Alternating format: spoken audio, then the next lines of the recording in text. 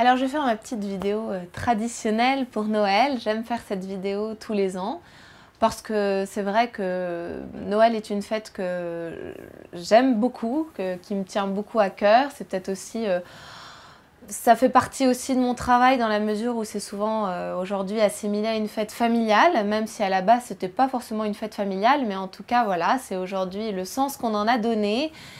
Et évidemment, une fête rime avec aussi bonne entente, belle complicité, beau moment, bon moment et souvent des attentes, beaucoup d'attentes sur cette fête. Il y a une certaine pression aussi qu'on peut se mettre par rapport à Noël. Les enfants mettent cette pression-là avec toutes les attentes qu'ils ont. Cette société de consommation aussi nous met beaucoup d'attentes. On est complètement assommés, je dirais, par toutes les publicités sur Noël, par tout ça. Et parfois nous-mêmes, on attend ça comme une espèce de trêve de nos difficultés du quotidien, de tout ce qui peut se passer, en se disant voilà, Noël, on va relâcher, on va pouvoir profiter de ce moment-là. Ce que je vous souhaite bien évidemment. Maintenant, je voulais juste vous souligner le fait que parfois nos attentes sont déçues.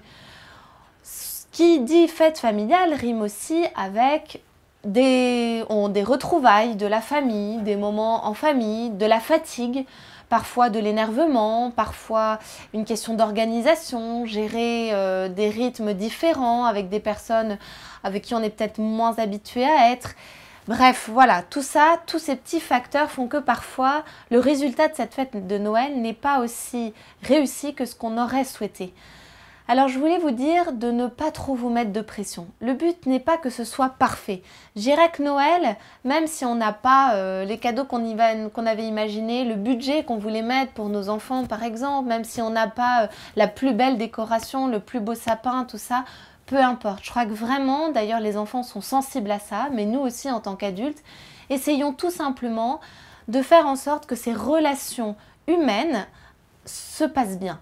Voilà, peu importe l'intendance, tout ça, évidemment chacun doit y mettre du sien, mais essayons d'abord de mettre vraiment l'objectif sur les relations humaines, que ce soit une fête apaisée, qu'on se sente bien, et ne mettons pas trop de pression sur le matériel, sur toute l'organisation, parce que ça peut gâcher ça, alors qu'au final, qu'est-ce qu'on retient? C'est surtout l'ambiance générale, les émotions, les sentiments qui sont passés lors de ces quelques jours. Parfois, il vaut mieux faire qu'un repas tous ensemble, mais que ce repas soit vraiment gratifiant et se passe bien, plutôt que de rester une semaine et qu'à la fin, on se tape tous dessus.